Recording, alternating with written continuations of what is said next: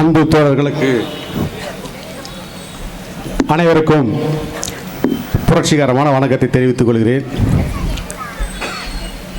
இந்த கூட்டம் ஒரு குறுகிய காலத்தில் கூட்டப்பட்ட கூட்டம். இது திட்டமிட்டபடி நடந்தப்படவில்லை. திடீர்னு தோழர் சொன்னார், தேதியை வாங்கினாங்க, எண்ணி 11 நாளில் கூட்டப்பட்ட இந்த கூட்டம். இந்த கூட்டத்திற்கு ஒரு பெரிய அழைப்பு, பெரிய விதமான சுற்றறிக்கை, அது சம்பந்தமான கூட்டங்கள்லாம் நடத்தி இது திட்டமிட்டது கூட்டப்பட்டதல்ல. மக்கள் மன்றத்தினுடைய பொறுப்பாளர்கள் தோழர் சாந்தி, தோழர் திருமலை, தோழர் ரவி, உண்ணாமலை, சாந்தகுமார், சந்தானம், மாணிக்கம், சூர்யா, ராஜா, வழக்கறிஞர் யோகா, பூர்ணிமா, நீலாம்பரி, தேவி, அப்புராஜி, கிருஷ்ணமூர்த்தி, ரஞ்சித், ரமேஷ், தேவி, கஸ்தூரி, வேலன், நந்தினி, இது போன்ற தோழர்கள் மொத்தமே பார்த்தீங்கன்னு சொன்னால் ஒரு 17 தோழர்கள் கூட்டிய கூட்டம் தான் இத்தனை கூட்டமும். இதை பேர் சொன்னவங்க தான் இத்தனை பேர், சில பேர் விடுபட்டிருக்கலாம். இவர்கள் தான் இத்தனை பேரும் கூட்டியிருக்கிறாங்க. இந்த பிஜேபி அரசை வீழ்த்துவதற்கு இந்த 17 பேர் இவ்வளவு பேர் கூட்டியிருக்கிறாங்கன்னா, இங்க வந்திருக்கிறவர்கள் எல்லாரும் கூட்டணும்னு நினைச்சாங்கன்னு சொன்னா இந்த பிஜேபியை விரட்ட முடியுமா, வீழ்த்த முடியுமான்னு உங்களுக்கே நாங்கள் அதை விட்டுறோம். வந்திருக்கிறது ஏற்கனவே தோழர்கள் பேசுறாங்க. அதில் இடி இருந்தது, மின்னல் இருந்தது, தென்றல் இருந்தது.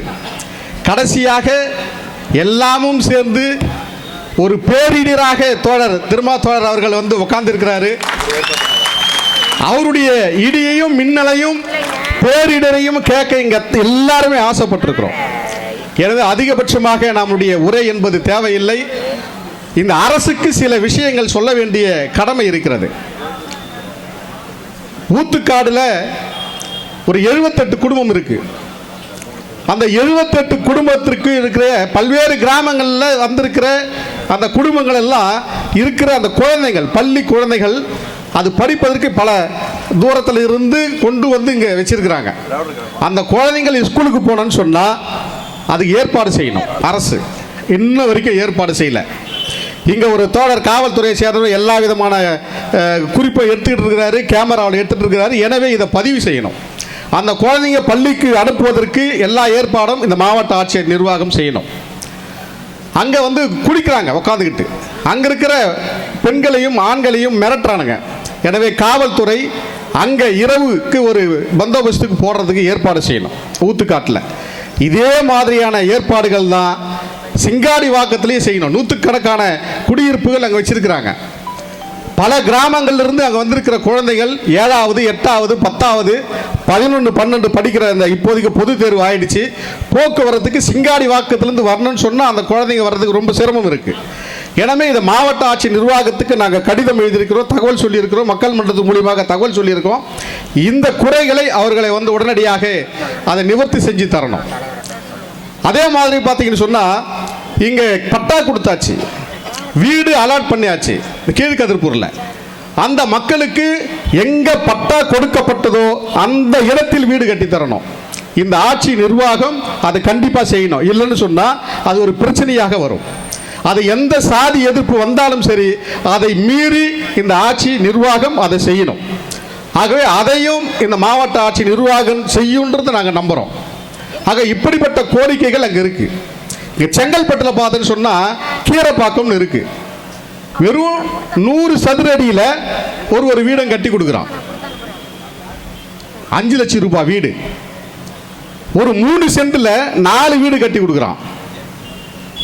இந்த பக்கம் பார்த்தீங்கன்னு சொன்னால் சாலவாக்கத்தில் அங்கே வந்து நான் தாண்டா கான்ட்ராக்ட் கட்டிக்கிறேன், வீடு கட்டி கொடுப்பேன், வேற யாரும் வீடு கட்ட விடாதான்னு தகராறு. ஆக இவர்கள்லாம் யாரா அப்படின்னு பார்த்தா பிஜேபியை சேர்ந்த நிர்வாகிகள்லாம் அது உள்ள வரான். அவர்கள்லாம் வந்து அங்கே மிரட்டுற ஏற்பாடுகள் இருக்கு. 170 வீடு கட்டும் போதெல்லாம் ஒரு கன்றாய்காரனை நாங்கள் தேடி கண்டுபிடிச்சு பார்ப்போம். அவளை வீடு கட்டி கொடுத்து ஒரு கான்ட்ராக்ட்காரனை கூப்பிட்டா கூட வரமாட்டான்.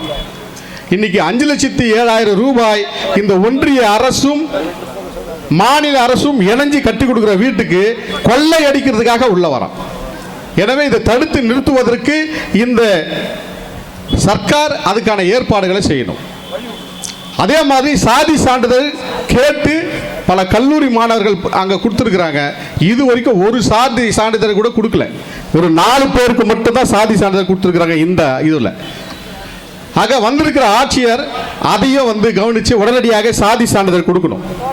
தொழில் ரீதியாக அந்த ஊத்துக்காடு, சிங்காடிவாக்கம், மலையாங்குளம், குண்டுகுளம் இப்படிப்பட்ட இடத்துங்களில் தொழில் ரீதியாக அவர்கள் பிழைப்பு நடத்துவதற்கு தொழிலுக்காக அவர்கள் என்ன தொழில் செஞ்சாங்களோ அதுக்கான கடன் உதவிகளை செய்யணும். இதுக்கு மாறா என்ன நடக்குதுன்னா, பிஜேபி அரசு நீங்க அந்த குலத்தொழில் செய்வதற்கான லோன் அங்கே கொடுக்கறதுக்கான ஏற்பாடு இருக்கு. எனவே அது இங்க கேட்கல. பழங்குடி இருளர் மக்களுக்கு கடன் உதவி தொகையை முழுமையான மானியத்தோடு அங்கே கொடுக்கறதுக்கான ஏற்பாடு இந்த அரசு செய்யணும்னு சொல்லி கேட்டுக்கிட்டு தோழருக்கு வழிவிட்டு முடித்துக் கொள்கிறேன். நன்றி, வணக்கம்.